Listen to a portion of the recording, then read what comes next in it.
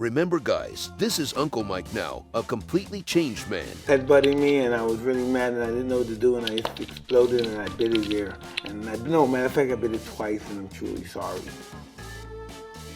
I don't care what anyone says. If this man, after all he's done and all he's been through, managed to turn his life around, most certainly anyone else can. I'm feeling beautiful, beautiful, beautiful. I don't give a fuck about Joe Louis.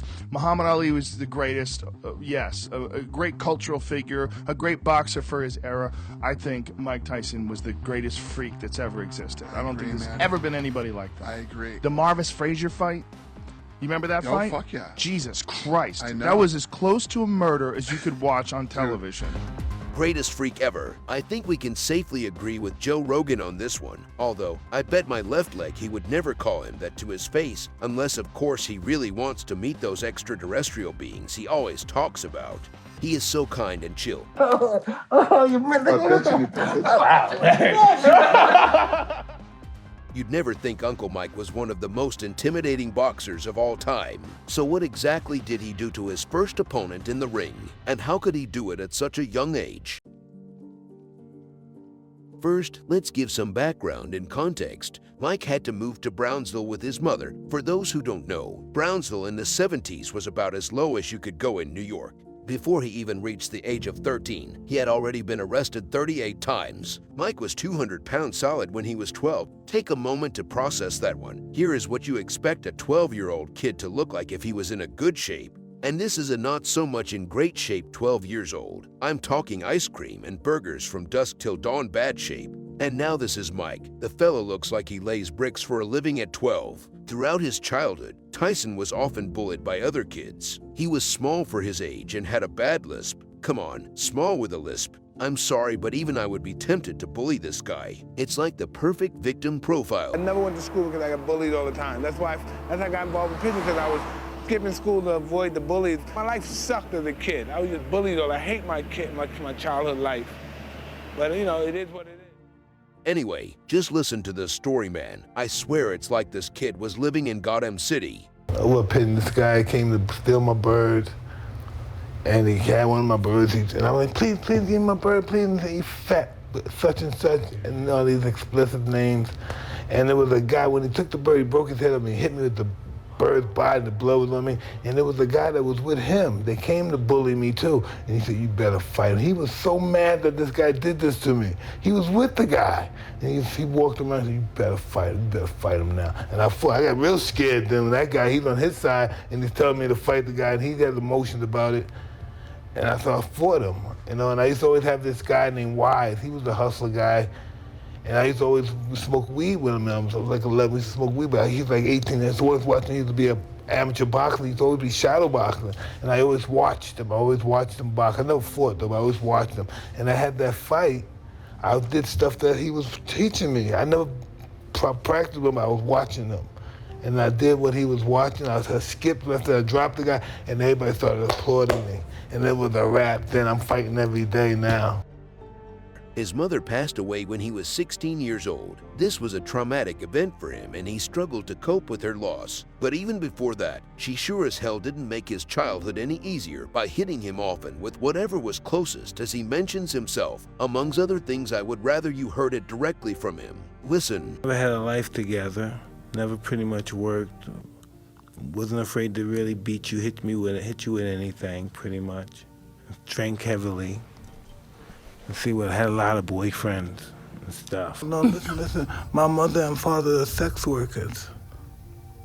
Do you know what a sex worker is? I know, Sean. Yeah, my mother and father are sex workers. My aunts and uncles are sex workers.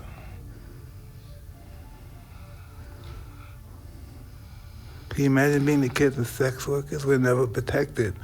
And the people they leave us to protect us are perverts. And my mother and father are kind of perverse too. You know, it's just who we are. Well, that hurts you, huh? I love you, but you're taking it there. No, you see yourself, huh? Chill out, bro. Okay, I'm gonna stop. Relax. But I'm talking about me. I'm not talking about you. You talking about us. Listen, you talking about us. You talking about a lot of young black, brown, white kids around the world, yellow, suffering, champ. And that's what Let's Go Champ is about. And that's what we're going to do. We're going to make a difference because, yo, just like me and you, champ, there's millions of others, bro. And they ain't Mike Tyson, they ain't Riddick Bowe, they ain't Shannon Briggs. They need a way out, champ, because it ain't about us. It's about the women and children that need a way out of the veil, bro. Just hearing your mom through the wall very often is enough to ruin your childhood. Add abuse and bullying to that. He really didn't have a chance, did he? I never thought I would say this, but I believe the best thing she did for him was actually abandoning him and handing him over to Cuss, as strange as that might sound. Now to the main event. You might have seen Mike rushing to help his opponent stand up right after he just shot their lights off in the ring. But believe me, that was after Cus D'Amato started taming the wild monster in him. But during his first fight and after he just knocked the bejesus out of that kid's head in the ring, he actually rushed towards him and stepped on him like he was a fly. Listen to him telling the story. And my first fight ever, right? I knocked the guy out and I stepped on him. Like this. Oh my God. That's Teddy Atlas. Knocked him out and I stepped on top. I'm on top of him. I got my feet on him. Teddy comes. Greg, what the hell you doing?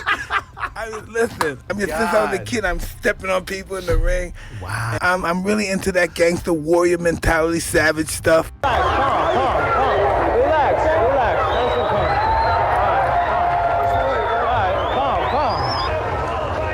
Teddy Atlas said that when he would bring you to smokers when you were 13, kids wouldn't believe you were 13. No, listen. They get mad. Listen, Stop lying. Listen, like, he's there was a 16. gentleman named John Connor. He controlled the kid glove situation where you're 12, 13, 14. And he banned me from, I'm from New York, but he said, no, you're from upstate, you can't fight here. But I'm born in Brooklyn because the kids wouldn't go into the tournament. If I entered the tournament, nobody would enter, so they'd see no fight, so I was banned from the tournament. They would ban me from tournaments when I was a kid. Listen, I was hitting these guys that used to fight. I used to box with professional fighters when I'm 13 and 12. These guys, I'm hitting the mother and father, they tried to sue the system. They said, he is not 12, 13 years old. There's no way. Listen, I'm 200 pounds solid. 12, 13, I'm solid, 200 pounds. That's incredible. Real. We're trying out this new video format. Please let me know what you guys think in the comments. Also, by uppercutting those like and subscribe buttons, you show immense support for the channel and encourage us to create more and grow bigger. Good fellas, thank you and catch you in the next one.